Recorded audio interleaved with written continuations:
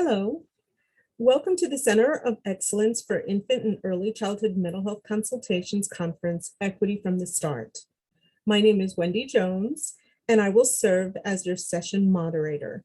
I'm joined by Monique Francis, who will serve as our technical host. This session is being recorded. Transcription is available through the Zoom platform. And should you have any questions, please feel free to relay your questions via the chat. We will have time during the session for questions, and the speakers have asked that you use your reaction button to raise your hand to lodge your questions or to be called on to provide your questions. So with that being said, I'd like to pass everything over to Leah Eckley, who will get us started. Good afternoon and welcome everyone. We're happy to see so many of you joining us as we talk about the equity journey of our mental health consultation program in Arizona. So I am Leah Eckley. I'm the Assistant Director for Mental Health Services at Southwest Human Development, which is an agency in Phoenix. And I help to lead our mental health consultation program known as Smart Support. And I'll pass to Eva next. Hi, everyone. Good afternoon. I'm Eva Shivers, Eva Marie Shivers. I'm the Executive Director of Indigo Cultural Center, and we've been happy and so awesomely pleased to be a partner with Smart Support pretty much from its inception. And we have partnered with Smart Support first primarily as a research and evaluation partner, and that morphed and evolved also into supporting Smart Support in integrating a stronger and more explicit focus on equity, specifically racial equity. And I'll pass the baton to Debbie. Good afternoon. My name is Debbie Foley, and I am one of the mental health consultants for the Smart Support program here in Arizona. I have been privileged to be part of this program since the second year that the program received its funding. So I've been here for close to 11 years, served pretty much all over the state in the capacity of having a caseload in our southeast region of the largest county in Arizona. And I also do all of the new applications and wait lists and some other fun stuff too. So it's been really a privilege to be part of this program. Back to Leah. Leah, I'm going to share my screen, okay? Okay. Oops. There we go. All right, so here's our presentation, Exploring the Impact of Racial Equity Supports with Arizona's Mental Health Consultation Workforce. And here's a few of the things that we hope to cover this session. We're going to give you an overview of the program in Arizona. We'll talk through the summary of our professional development activities with equity from 2011 to 2019 with a little bit of current stuff as well. We'll talk about findings from an all-staff survey that took place a few years ago where we had 50 participants and we noticed some general racialized experiences of our work, the impact and experiences with the trainings that we've taken, and talking about racial equity experiences in the context of reflective supervision. We'll also go through some of our next steps, thinking through organizational support, reflective supervision, our ongoing professional development activities, and working directly with consultees in the field. Go ahead. So this is just the briefest of summaries.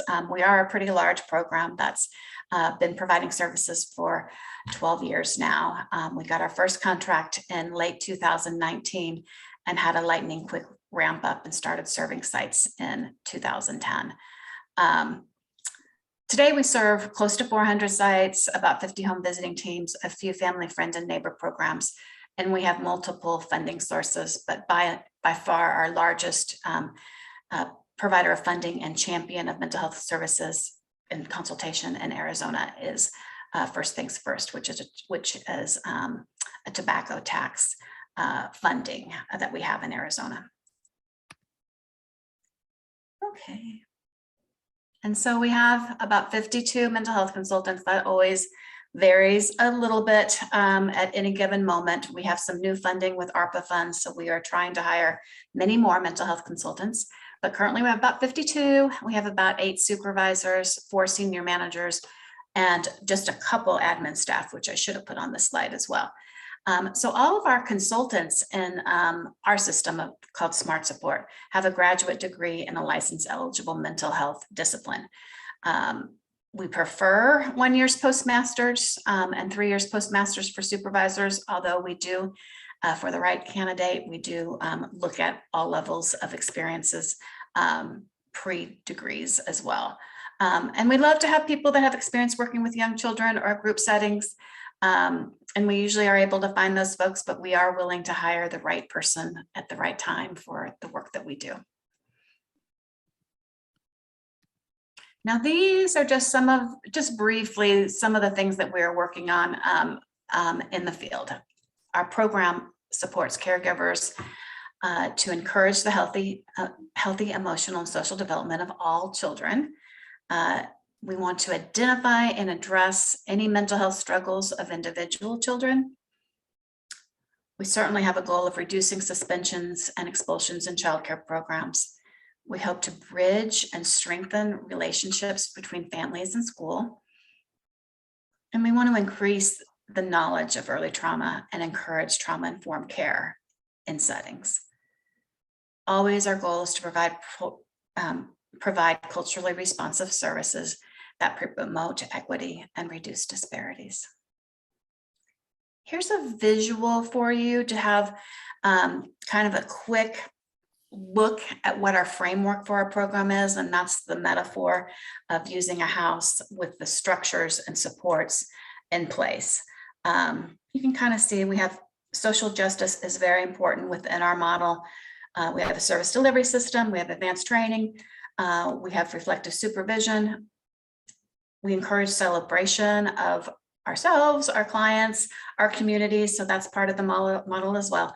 And you can see there's other areas in the house that is the framework. And then the idea is that in consultation, we're individuals and we bring ourselves into the work. And so within the house, there's room for some flexibility and how information is presented, how things are communicated, how we do the work can vary because we want to bring out our best selves in everything that we do. So we encourage consultants to be creative within how they deliver our program, just keeping within this framework. All right, tossing to Eva. Okay, thanks, Leah. All right, so we're gonna go through these slides pretty quickly because the point is not for you to know all the details about what we've done. We want to just kind of paint a big picture that we've started integrating equity into our conversations around mental health consultation, really probably in earnest, I don't know, maybe back in 2014, I'm not sure. And we have some timelines. The point we're trying to make is that we've been really processing racial equity in our work for a long time. And what we'd like to share with you is a little bit of that journey and what we've learned along the way.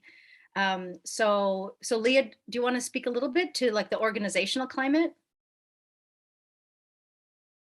Oh, you're on mute. You're on mute.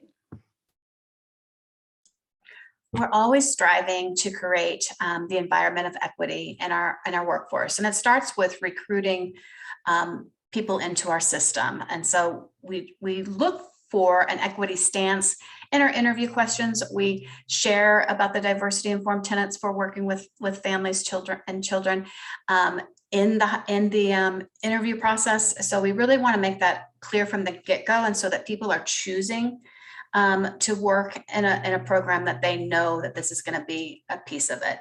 And then second, through the onboarding process, we have a training project that helps to bring on our new consultants and trains them to be able to do the work, usually in conjunction with already serving sites. But through that onboarding process as well, we embed some equity training in there. And then again, through ongoing professional development, we make it a priority to have some level of ongoing professional development with a focus on equity, or at least an infusion of equity throughout all of the topics that we, as a program, present to staff. So it's on all of those levels. And then we're fortunate to work, we're a large program in a large agency, and our agency, Southwest Human Development, also has opportunities available for us as well. So here's just a brief timeline. I'm not going to go through everything that we have experienced, because it's quite a lot. But Eva, right, when she shared the 2014, many of our early trainings were conducted by Eva and her team. And really, they directly related to the research study that was done too. So it was just a natural kind of tag along for that we found they're not issues, but we found items related to race within our research study. And then we kept studying that and looking at it more. And so Eva started us out with several trainings in the early days. And then kind of as a spotlight, in 2017, we started an equity work group, which was a group of people who chose to be in the group. Attendance kind of varied, although we had some core membership. Eva was our facilitator, and we generally had about 15 consultants join. We did find that during the pandemic, when things moved to virtual, this whole new world opened to us. Oh, we could be doing this on Zoom. And we had many more consultants join us during that time frame, which was really great to see. Here's some more, and as you can see, Eva is a big theme through here. She's been one of our champions, but we had several other workshops. I'll highlight in 2019 our supervisor group, which again is about 8 or 9 individuals, along with senior leadership, had a book club, and we looked at this. It's a book, but it kind of reads, it's also like a training module too, by Ken Hardy and Toby Books, Culturally Sensitive Supervision and Training, Diverse Perspectives and Practical Applications. That took us a little over a year to get through, because we would meet on a monthly basis and usually go through a chapter, some chapters twice a month, but it led for a lot of dialogue within the supervisors about how we can keep this work going and alive, and it also about self-awareness. So self-awareness, of course, is important on all levels. And as supervisors, we really dug into that as well. Yeah, so I'll take it over from here, Leah. Thank you. So just very quickly, my relationship with Smart Support and Southwest Human Development kind of started as a valuation partner, from the very beginning of Smart Support's inception. And when I say partner, I really mean partner, like being there at every level, not just coming in, doing an evaluation and leaving. But I remember those early days where we all sat together in those rooms and created manuals and strategies and policies and troubleshooting together. It was really wonderful and dynamic. As Leah mentioned, some all staff trainings twice a year, and then eventually the work group, the equity work group. I'm going to tell you more about the monthly equity work group, because the data that we want to share with you today, we've got some group comparisons. We have responses from folks who participated in or were members of the equity work group, and then we have our control group. So these were the folks who attended, let's say, the biannual trainings. Maybe they were part of a book club, but they did not regularly attend the equity work group. And so Leah kind of highlighted some of the features of this group. Over the past 5 years, we've had a total of 33 participants. We certainly didn't have 33 people every single time. Fortunately, that would have been a kind of unwieldy group.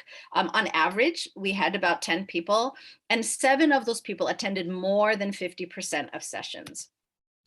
And so here are the objectives that for our group, and I love these objectives so much. These were co-generated and co-created with the members of the equity work group. And for those of you who tuned in to the plenary that I delivered this morning, I feel like these objectives really mirror some of those levels. So this first level is kind of like at the internal individual level. So providing opportunities to explore and reflect, right, for yourself, your internal state. How are you processing and experiencing and managing everything that's coming up around racial equity.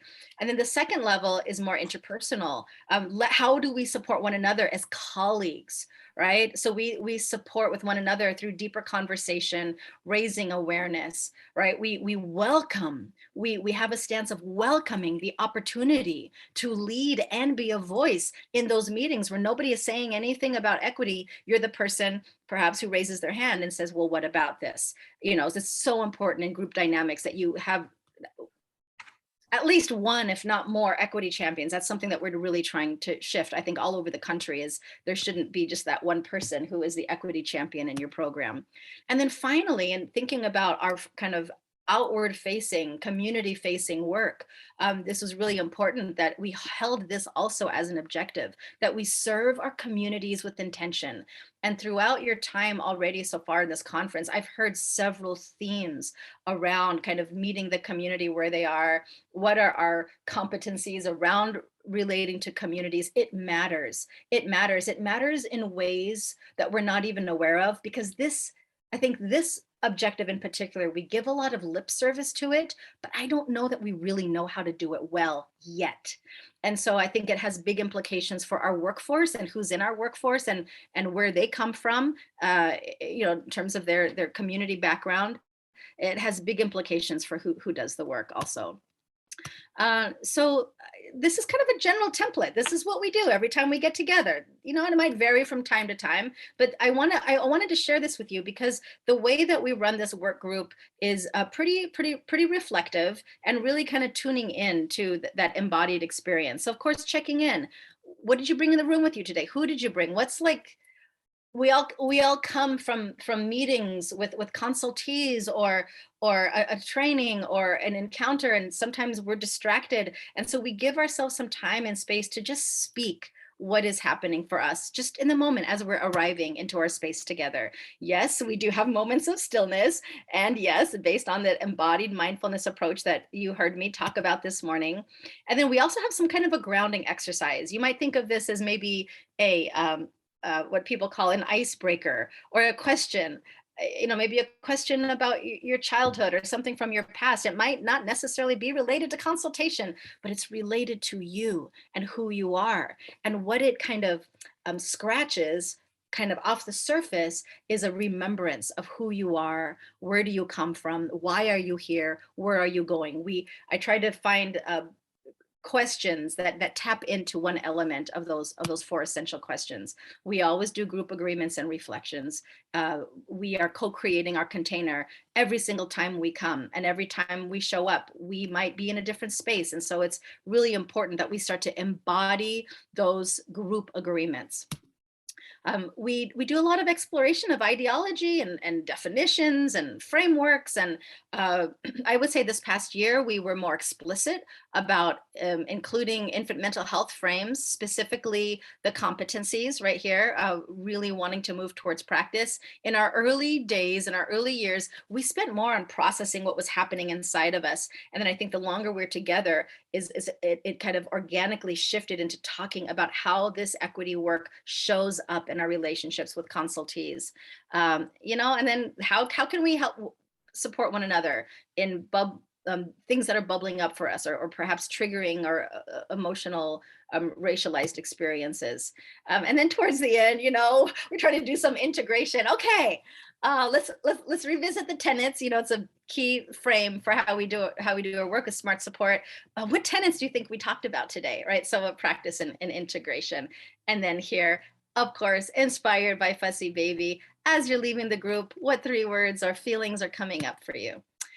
Okay, so now we are going to shift to sharing some findings with you. How much time do we have? Okay, we're going to go through these findings, and what we would like to invite you to do, if you want to, we have the ability to see your faces if you want to take yourself off camera, which I think would be fabulous. Totally up to you.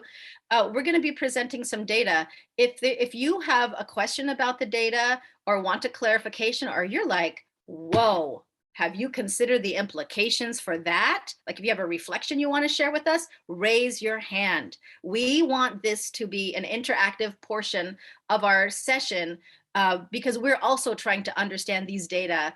And these findings, we only just recently finished analyzing all the data. I want to, give a shout out to our research partner for this particular survey. I and my team at Indigo, we did not do this survey. A dear friend and colleague, her name is Dr. Flora Farago. Hi, Flora, I see you there. Hi. You can see her in the screen, Flora. Flora was the one who conducted this survey. Flora's a professor at Stephen F. Austin State University in Nacogdoches, Texas. And we're so happy that you're here with us today, Flora. So she was the one who conducted that survey. And yeah, we're trying to understand these findings in more depth because they will absolutely have implications for how Smart Support moves forward in continuing to integrate equity into their programming and support of the workforce. All right, so we have some information about the survey and who participated. It was sent to 65 people in Smart Support. We had a 77% response rate, which is not bad when you compare it to response rates in general for surveys. Yes, the majority female, which reflects our workforce. That's the workforce that we have. Race also, I'm not going to read off all those percentages. You can get a sense of who responded in this survey. Again, the majority white, 65% white, which also reflects our workforce. And I think many, states and communities around the country, we do see predominantly white and female workforce with mental health consultation. So our respondents here reflect that also. Average age. We had consultants filling out the survey, some supervisors, a couple of admin staff. 34%, so about a third, were members of the equity work group. And again, we're going to do some comparisons in our findings. And 61% of the people who responded had 2 or more years serving or working in Smart Support. Okay, here we go. Findings.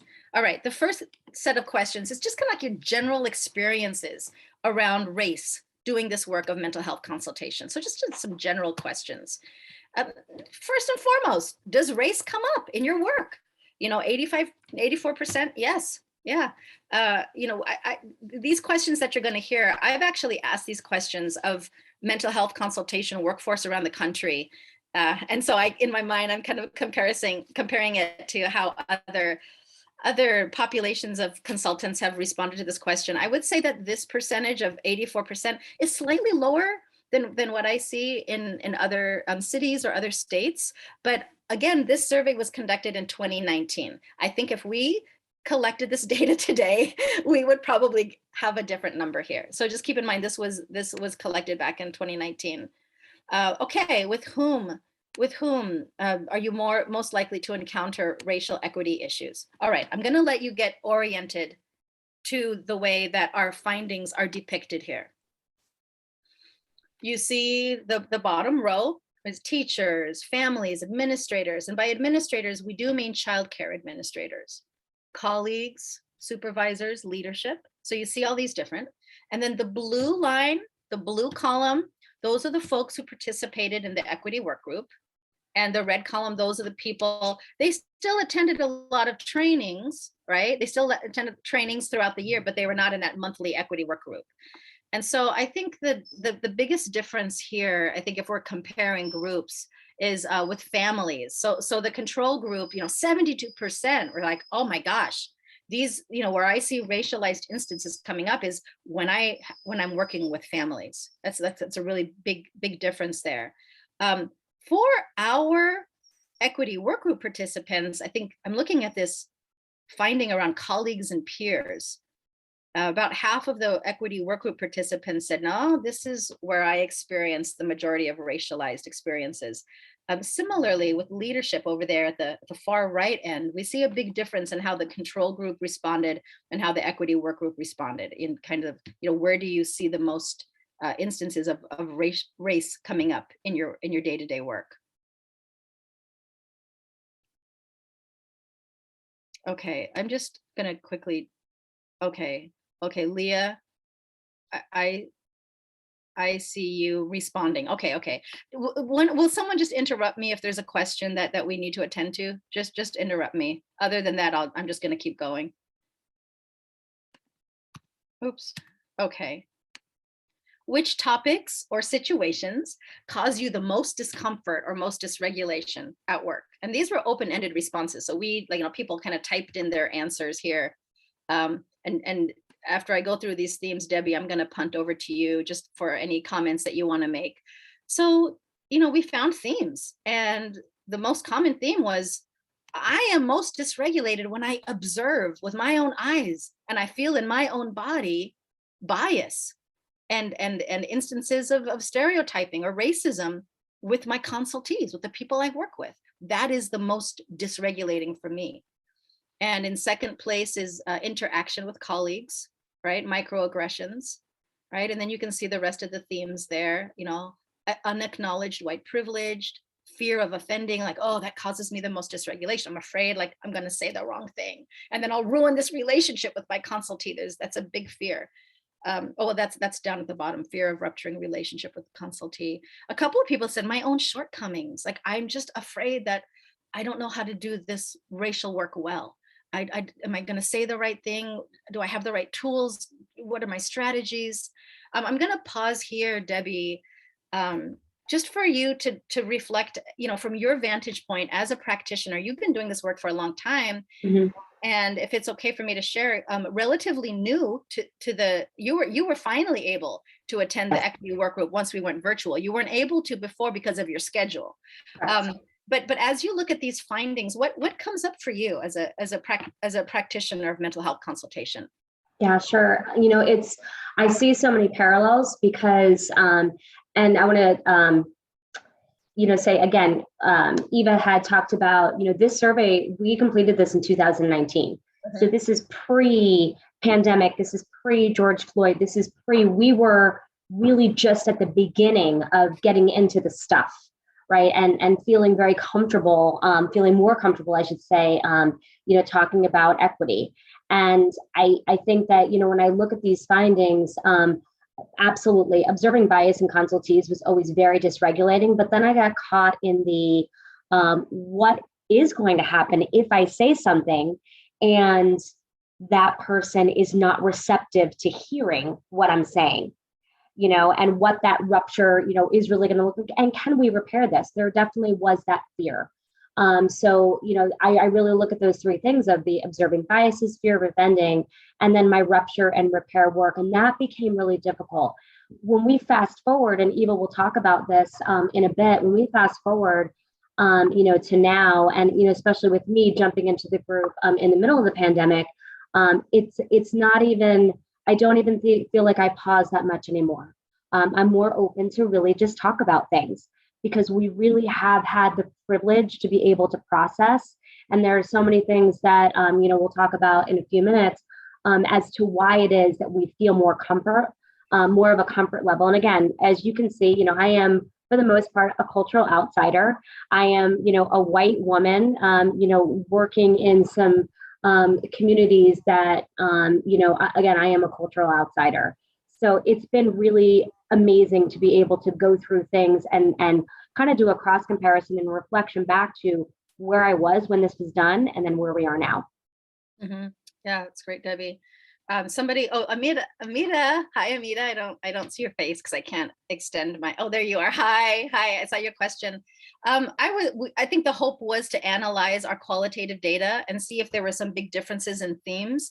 We just didn't have enough open-ended responses to do a meaningful comparison. But I don't know, Flora, maybe as we get ready to kind of finalize the write-up of this report, we'll take a closer look at that. Do you have some hypotheses, Amita, about what you think we might have found? Honestly, I was curious more so about, like, did you notice any differences in, like, the likelihood to even respond to this item, right?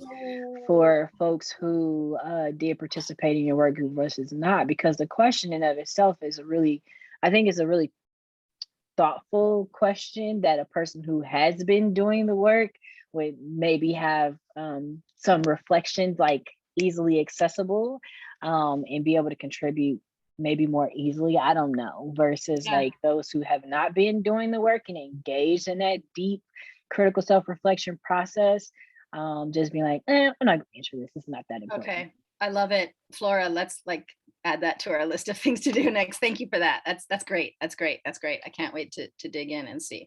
All right, we have lots of other juicy data points to share with you. Okay, when racialized issues show up in your work, with whom are you processing? So I'll give you a chance to just kind of take it in, what we have here.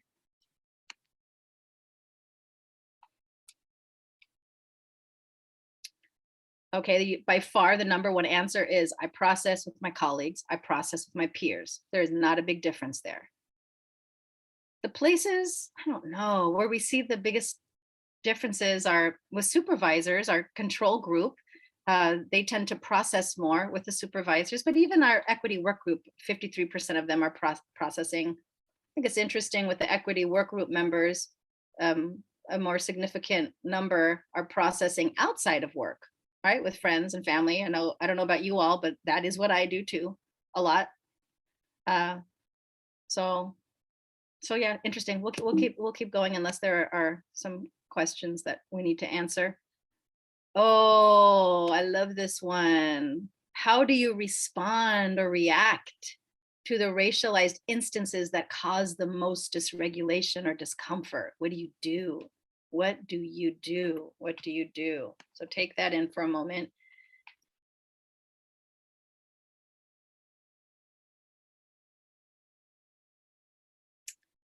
So the big differences I'm seeing, and if you're noticing other trends too, feel free to call them out. I'm just going to call out some of the big ones that Debbie and Lee and I have previously discussed. Over here on the far left, ruminate and reflect. We see a much higher percentage of the equity work group members responding that that's how they cope. That's what they do. It doesn't surprise me. You saw the template of like our agenda when we get together every month, and there is a lot of reflection that we do together. And interestingly, also, we're seeing some trends with supervision. Our control group, the folks who, were not able to attend or maybe not interested in attending the monthly equity work group, maybe combination of both, they are processing with their supervisors. So immediately I'm thinking implications for how we're preparing our reflective supervisors to not just merely tolerate talking about race and culture and ethnicity and community and poverty, but proactively creating a container. So what does that mean, right? And Leah shared earlier how the supervisors went over a year in their monthly book club, going through Ken Hardy's workbook, which I love, by the way. Love it, love it, love it, love it, love it. If you haven't seen it yet, get it. Has great exercises. He has a really great framework for bringing more awareness of racial equity into reflective supervision. Leah, I don't know if you have some comments that you want to share about this particular finding and how it relates to your experiences as a supervisor and as senior program management in Smart Support. I mean, and you started off as a consultant also back in the day, right? So you've seen it from every perspective. Yeah, and I don't know about the differences between the control group and the equity work group, really, because within the group of supervisors, there is a lot of encouragement to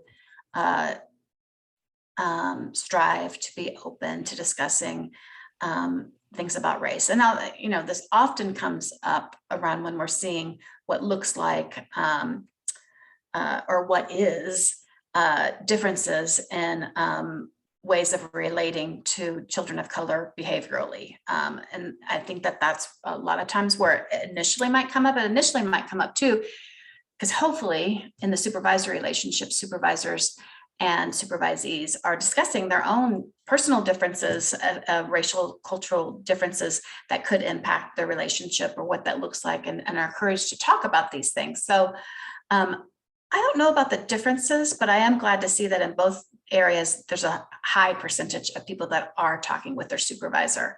I think that's really encouraging. Yeah, I do too. I just keep checking. Oh, 15 minutes. Thank you for that.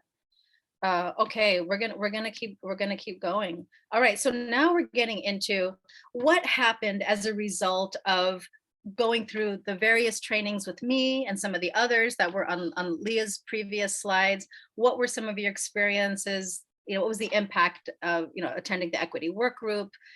So we're going to go through some of that. All right, so this first one is, please rank the most valuable racial equity training, the training themes, okay? And here's what we have here. Okay, so the equity work group respondents ranked the following themes as most valuable. They liked when we talked about implicit bias, intersectionality and the experiences of others, that more nuanced conversation, and racial disparities in discipline. The control group kind of had the same responses: implicit bias, disparities in discipline, and they really like when we talk about what is the impact of consultation on racial disparities.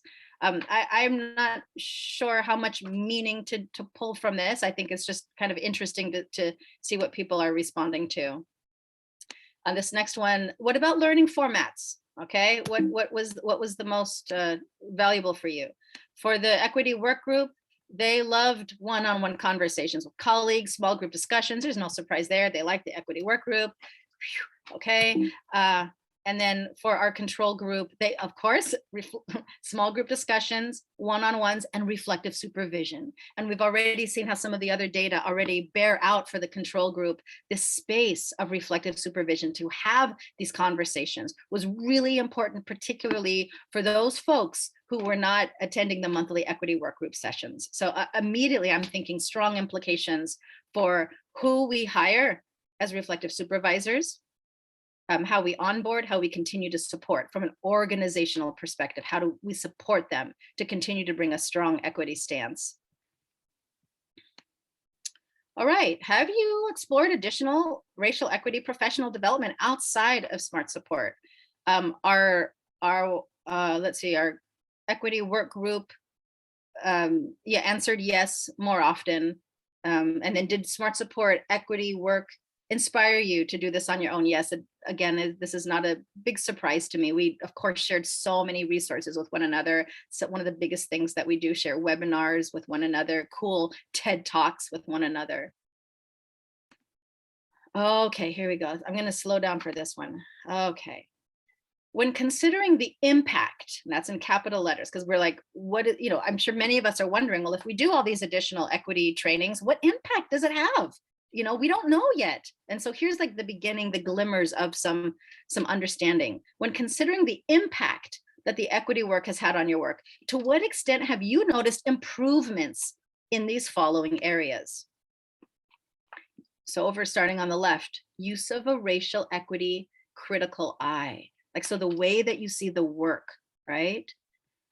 Sharing of resources, those numbers are pretty similar.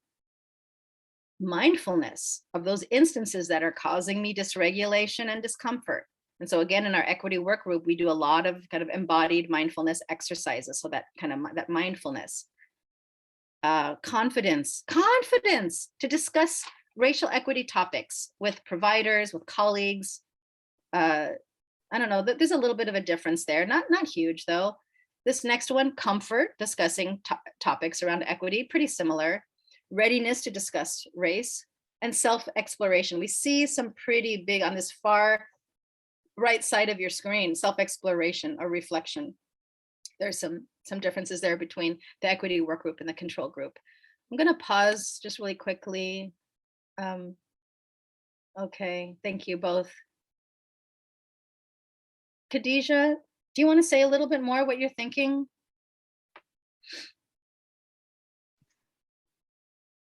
General, Eva, or about my question about supervision?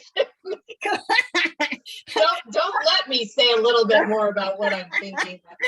No, how about like thinking about reflective supervision, and how I know you and I have done a lot of work in this space of supporting supervisors in locating themselves and situating themselves and creating a container and acknowledging power. What's coming up for you as you see this? Yeah, I that's where my interest came from, Eva, was at least in the ways that I've learned a lot from you and from Ken Hardy's work and other colleagues, that the idea that because of the power differential inherent in supervision, that it feels very much like those of us who are in supervisory roles have a responsibility to initiate and intentionally make space in conversations, especially if we are white supervisors with supervisees who may be BIPOC people, to make sure that there's intentional space for conversations about racism and other forms of oppression. And I just wondered, given in your data, how often supervisees are having the conversations and feel that the place that they are most supported are with supervisors. It makes me think about how much emphasis we need to put on supervisors being people who feel like they can encourage conversation based on their own internal reflection. Yeah, I wonder the same things. Yeah. Thank you for that, Khadijah. Thank you. I want to acknowledge a chat, kind of a question / comment we received in the chat around Appalachia, the Appalachian population in Ohio. And I do wonder who offered that, because I have, I'm thinking about our friend Erin. It was me, Dr. Black. Oh, thank you so much. So, interesting. Yeah, Khadijah and I are co-hosting a community of practice, and one of the members is from Appalachia, Ohio, and we talk a lot about themes related to othering and belonging. And so when we move, I want to say, beyond race, and we think about equity and social justice in terms of this broader idea of othering and belonging, yes, then our conversations have room for everyone, for the rural white people who are living in poverty. And they say, wait a second, what about me and my family? And generations of poverty, generations of marginalization. I love what you wrote there when you said the social determinants impacting the social and emotional development are similar to Black urban populations. Can we hear more about that, please? If you want to say more, can we hear more about that? Well, actually, you'll get to hear more if you attend Misty Cole's presentation on Appalachia, and she's in Erin's COP. Okay, you know Erin. Okay. You work with Erin. But the reason I wanted to raise that was because when the way it came about, them developing the presentation, I'm the workforce development consultant, so I have oversight of the training and credentialing for our master trainers and et cetera. And so when Debbie just responded and said, I'm an outside culture white woman, and so it made me think, well, that's what we would hear often when we were having our meetings with our mental health consultants. And so having worked in Ohio for 40 plus years, in urban areas and Appalachia, and I'm a clinical psychologist by profession. And so that's how I learned that the social determinants are really critical. And I wanted to raise the issue, if you're a poor Appalachian white, and of Ohio's 88 counties, most of the counties fit that description. I was wondering, so is that out of culture white women too? Well, I think when we consider class, perhaps, class, right? Perhaps. Right, and that's it. That you have to be definitive about, are we talking about class? Are we talking about socioeconomic status? Are we talking about educational level? Because, it's not all just racial. That's right, that's right. You're right. That's right. That's right. Yeah, I am really inspired by the work. If you're interested also in this, Dr. Black, there's his name is John Powell, Dr. John Powell. Now he's at Berkeley.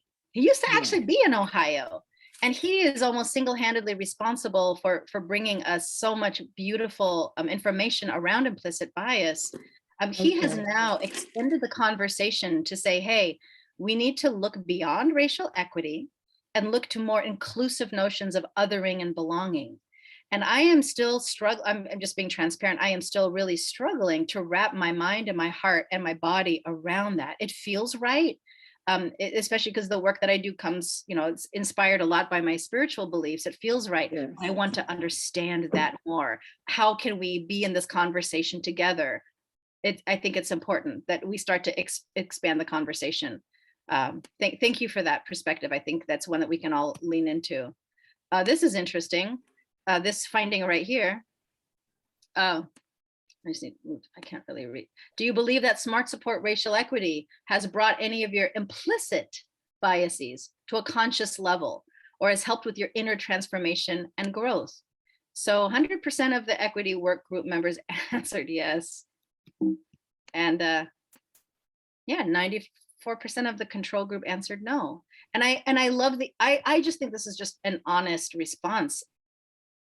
It's really hard to surface implicit biases. There's a reason why they're lodged. You know, our brains are hardwired to have these implicit biases. They're not going to be undone from a training twice a year. They are not. I'm sorry, they're not. You know, and so I think it does require ongoing reflective work to surface some of that. So this is a super interesting finding for me also to explore. Okay, what are the biggest challenges to implementing stuff that you learn from these equity trainings? Okay, because like we all go to these trainings and it's like, okay, that looks great, I'm inspired, I want to be courageous, I want to do the work. Oh, why does it feel so hard?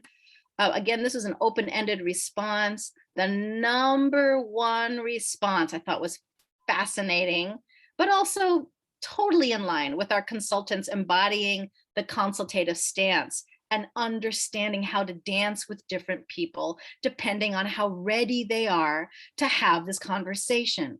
So the number one theme we saw in these open-ended responses was, I really want to bring this up, but they are not ready. I might need to try some other things or get around it in other ways. It's just, it's so variable where people are on the spectrum. You know, I think now since 2020, maybe we would have different responses. I'm guessing we probably would. But, you know, you can see some of the others. And second place was kind of, you know, people have privilege and they're unaware of their biases. Another big barrier was lack of organizational support. You know, really feeling like I want to implement this, but if you're putting it all on my shoulders and I don't have the support of my organization or my program, it's really hard, almost impossible. So yeah, so I just, yeah. Okay, 5 minutes left. All right. Let's see how we're doing here. Maybe I'll. What do you need as an individual, right? What do you need to continue to develop integrating a racial equity lens in your work, kind of in your day-to-day work, you know, on an individual level? What do you need? Okay, so now we're starting to get into some next steps. What are some implications? Some top responses were, I want more training. And they were very nice, but they were like, not Eva again, please. Like different perspectives, which I totally get. It's fine. Yeah, no, I get it. I agree. And I love this response too. I want more practice. I want more practice talking about race. I need to hear myself say the words. I need to hear and feel myself stumble over my words and maybe say the wrong thing, but with trusted colleagues. And then another big response, and this is one we hear around the country, I want more concrete strategies. I'm on board, I get it, I understand the importance, I understand the research, the data, why we do this. How do I do it? Give me some concrete strategies. And, you know, honestly, I have resisted going straight there in our work for a long time, because I think having strategies without doing the inner work could cause more harm. But I do feel like with smart support, we're at a level now kind of collectively as this group where, yes, let's start to try some concrete strategies with our consultees and then come back together and explore how did that go? And so we have also some data around the kind of strategies people have tried, like sharing the data with directors or teachers, you know, some of the data around childcare expulsion, the racialized data. You know, there are some people who open up conversations about engaging with families as a way to start that conversation around culture and race. But yeah, concrete strategies is a really big one. Are we totally at our ending point? Or was there a question? More practice is important. Time is up. Okay. Okay. Eva, I just want to say, just because I'm seeing some of the comments, and as you know, we're ending, and there were, you know, some of the comments that came up from a consultant perspective. I will say that I think that what sets us aside in Arizona and with this program is you have and leadership. You have leadership. You know, all of the speakers and all the PD that we're exposed to. We've done so many of these things. You yourself, I remember back in like 2017, made me very uncomfortable in conference room B, saying, okay, but say who it was, use the name. And I was like, I can do this. I was like the little engine that could. I'm like, I think I can. And now, again, through all of that practice, it has challenged me to be ready. And like I said before, I can have the conversations and feel very confident and secure, and not as much thinking now about rupturing a relationship or offending, because of, I think, everything that the program has really supported us on. So, and I think that really makes us, different. And I think that all the findings have supported that. So I thank you. I thank everyone. That's beautiful, Debbie. Thank you for kind of sharing that in an honest way. It is scary. I was a mess when I first started talking about race, and I had to get up in front of people. I used to talk about culture. I could say the word culture. I could say the word ethnicity. I could say the word diversity. But when it comes to those R words, I was a mess. My stomach was aching. I was sweating, and not the good sweat, that stinky sweat, and the more I practiced, it never gets easy. But yeah, we have to practice. So yes. It doesn't get easier, but it makes it worth it. Yeah, it does. It makes it worth it. Yeah, it does for sure.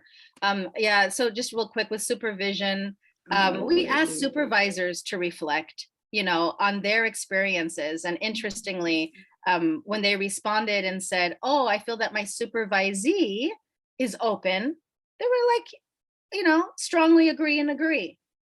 I don't quite see what this next thing is here. The second one, I don't know what the second one is. I can't really see everything on this screen. Oh, I don't know if either of you have access to what this data point is, but I'm looking at this big difference between 83% and 17%.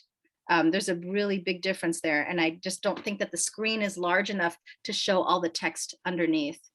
I feel that my supervisee is comfortable and ready to bring concerns into I know what it is. The second one with the big 83%, we asked them, do you feel open to talking about race and culture during supervision? So that was this big one with the 83% was the supervisor overwhelmingly saying, yep, I strongly agree. I feel ready. Trying to think if there's anything where it was kind of on the lower end. I don't know, it's interesting. I feel that my supervisee is comfortable and confident and ready. There was more of an agree versus a strongly agree. And then similarly, I feel my supervisee is able to take risks and demonstrate vulnerability. That's a little bit more variable. So even the supervisors have some thoughts and feelings around their readiness and their consultants' readiness to bring race into their sessions. Our next steps is to put this all into a report and to release this and disseminate it. So stay on the lookout for that. Where do we go from here? We're just going to rush through these. We've, of course, have had a lot of Smart Support and Southwest Human Development. They've done a lot more since we've done that survey. Here's just a very quick snapshot. And I think you have access to these slides so you can take a closer look. There are absolutely implications for everything that we have found here, everything having to do with organizational, programmatic, reflective supervision, and the actual day-to-day work with consultees. And I am very mindful that we're out of time. Leah, I wish you could speak more to this. And maybe you will. I don't know if folks have questions here. There are a ton of research and policy implications. I'm just gonna, there's like a lot here. There are a lot here. We've got a big agenda. Take a look at these slides. And if you are in a position to do some of this work and share it with us, please do. We are all in this together. Whoops. We are all in this together. Everything that you all do on your end to explore some of these things, equity standards of practice. Wow, that's interesting. I will always put a plug in for more and more work with reflective supervisors, and acknowledging that if we think our mental health consultation workforce is white, our supervisor workforce is really white. And so is that a bad thing in and of itself? I don't know. But what I do know is that when we have reflective supervisors who are people of color, we tend to have different conversations in supervision. But then that brings up other issues around power, like what happens when you have a supervisor who's a person of color and they're supervising somebody who is white, and so those interesting power dynamics play out in reflective supervision all the time. And we need to understand that. I think there are big implications here for promotion within programs? Who gets promoted to the role of supervisor? How do we set up pipelines of promotion to leadership roles in our agencies? It's not just enough to open the doors to that front, kind of community facing work, but what about within the agencies? Have you taken a look at who is getting promoted? Really important for leadership. Some things here around funders and other research implications that I'll probably discuss with Annie Davis at some point. Anyway, I'm going to stop sharing here for a moment. I'm curious if you all have more questions. Here's our contact information. If you want more information about SMART support, here's Leah's email. If you want a copy of the report or just have some general questions or anything you want to share with us, maybe you've done some of your own data collection and we can cite your work too, send that our way. We will use it all. There's very little right now that is written about the impact of equity trainings and equity PD with our workforce in particular.